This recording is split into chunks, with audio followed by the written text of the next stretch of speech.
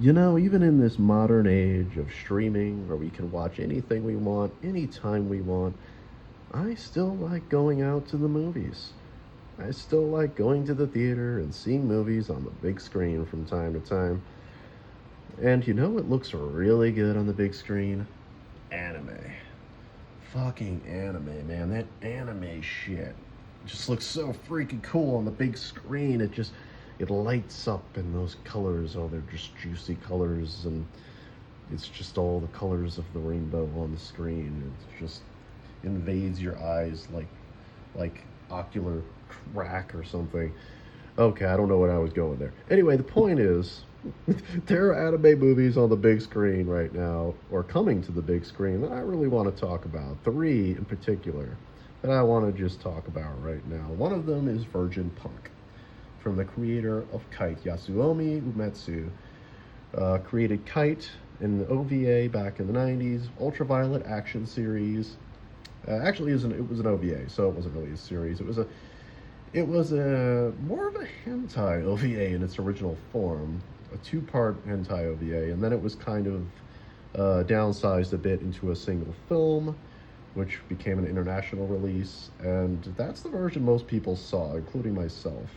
And even with the, sexual content removed, it was still a very, very kick-ass, ultraviolet, very cool, very beautiful looking action anime that has left its mark um, back in the day.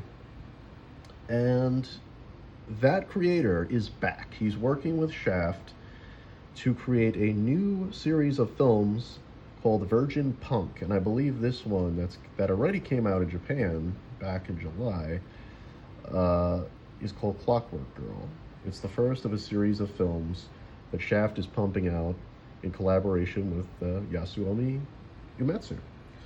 And it looks amazing. The trailer, I've seen the trailer for this anime movie, and it fucking kicks all kinds of ass, guys. It kicks so much ass. You have no idea how cool this movie looks. If you haven't seen the trailer for Virgin Punk yet, you have to go watch it because it is the best, most fluid, most insanely over the top, most detailed and beautiful, big budget anime animation I've ever freaking seen. It just looks amazing, just absolutely immaculate.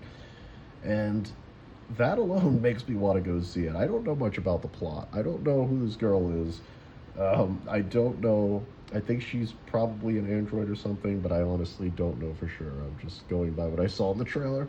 But it looks just so freaking cool. It looks so kick ass. Um, Everything about it. You could tell it's from the Kite creator. You can tell it's from that same guy.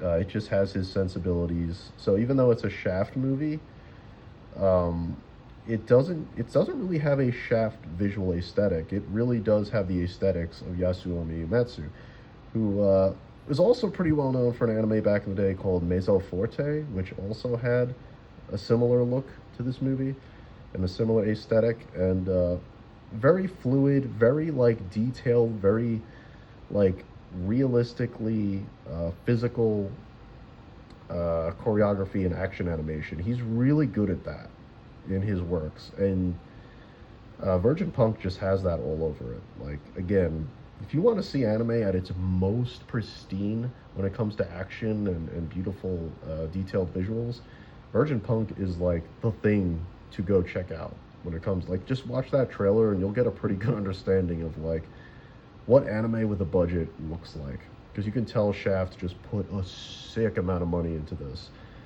Now, unfortunately, we don't have an official US release yet, but it is coming US theaters. That is confirmed. It just doesn't have an official date yet. So I'm hoping maybe it's this winter, but you know, whenever it comes out, I will be going to see it. Absolutely. Because it looks freaking phenomenal. Now, on the other end of the spectrum here, we have Demon Slayer Infinity Castle, which is already in theaters right now, right here in the US, I believe. You can already go to the movies and see this. Now, Demon Slayer, I got kind of mixed feelings about Demon Slayer that go back quite a ways. Uh, I did watch the first couple of seasons of this anime. I thought the action was incredible. I thought the animation was very slick. Uh, Ufotable Studio Ufotable is really well known for like pumping out some incredible uh, sword fighting action in their anime, and Demon Slayer definitely has that. Like, what kept me watching this anime for the entire first season and the Mugen Train movie, which I also saw when it came out, was the action. The action in Demon Slayer is really incredible. There's no denying that, but I really don't care that much about the characters. Even though it's got some pretty cool villains and some really high stakes, and it doesn't shy away from being pretty brutal and violent and intense, the humor and the characters themselves just kind of annoy the hell out of me sometimes. I have a hard time getting as invested in the story as I would like to, just because uh, it for a shonen series, I just don't think it has. It doesn't hit it out of the park in all facets of its drama as I would like. You know, the action is there, the suspense is there when the show is taking itself seriously, but whenever it tries to wind down and be funny and just hang out with the characters, that's where I think Demon Slayer is at its weakest, because I just don't care much for these characters. They're annoying. They're so annoying. Um, but you know, maybe I should give it another chance, because apparently Infinity Castle is the first movie in a trilogy of films that are going to end the saga. It's going to end the Demon Slayer storyline. So I'm like, oh, cool, it's ending, it's wrapping up. So now I'm thinking, like, maybe I should go back, give it another chance, even if it's mostly just the action and animation that carried this show for me up to this point. I would have to binge through like 2 seasons of it leading up to this movie to catch up. So, like, I don't even know if I highly doubt I'd be able to do that in time to see this while it's still in theaters. But you never know. I mean, I don't know how many episodes I'd have to go across, but it's good to know this isn't going to be, you know, one of those shonens that just drags on forever. It's cool that the story is already wrapping up, and that does tempt me a little bit more to go back and give it another chance, maybe. Um, I don't know. We'll see. You know, maybe I'll just have to grim and bear the humor and the sometimes annoying characters to just enjoy more of the incredible action. Because Mugen Train did have some crazy, wild action scenes. Yeah, so I don't know. That's Infinity Castle. Probably the least excited I am out of all these movies is that one. But then we got the Chainsaw Man movie, which does have an official U.S. release date. It's coming to theaters in late November, I believe, of this year. And it's going to cover an entire arc of the manga. It's called Chainsaw Man Rize arc. I assume Rize is this chick here. This one. Don't know who that is yet, because I don't read the manga. Not a manga reader, but I do know that I loved the anime for Chainsaw Man. I think it's insanely good. I know a lot of people complained that it wasn't like one-to-one with the manga's visuals or whatever, but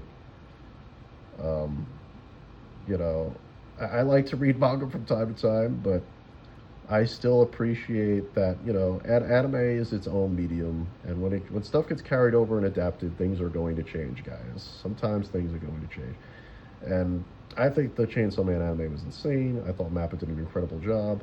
It already had like big budget theatrical movie visuals. Like, the quality was that high for the Chainsaw Man anime production. So my mind just can't even comprehend how beautiful and incredible this movie is probably going to look. Mappa with a big budget. I mean, many people still argue the Attack on Titan finale still should have been a movie or something, and I can kind of understand that, because yeah, that is a good way to handle that stuff sometimes. Now, this isn't a finale. Chainsaw Man will, I guess, continue past this arc, but it does make me wonder, will they keep doing movies, or is it going to go back to being another season where they have episodes on streaming? I don't know. I don't know what the future plan is. I don't even think Mappa has like a total plan yet on what they're going to do with the next arc, but this is still cool nonetheless. I am more than happy to go see a theater that's playing Chainsaw Man, because good lord, this movie's gonna kick all kinds of ass. It's gonna kick so much ass. So yeah, That's exciting. Fujimoto, he's created some really cool, twisted characters. Chainsaw Man's probably my second favorite shonen anime this decade, after Dandadan. So I'm very hyped. I'm very hyped to see this. Very hyped indeed. I still have to watch his short film. What is it? Look Back? Still have to watch that. I heard that was very good. That's on streaming. Here I am talking about theatrical anime movies that are coming to theaters when there's so many great anime films on streaming that I still haven't gotten around to. I promise I'm going to watch Look Back one of these days, guys. I'm going to watch it. Everybody says it's very sentimental and tearjerker. That makes me hesitate slightly. I'm sorry. I'm sorry. But anyway, that's all I got to say, guys. What are your thoughts? Are you hyped for any of these films? Do you think they'll live up to your hype? What are your thoughts? Give me your thoughts. But until next time, you get to burning and live for the passion.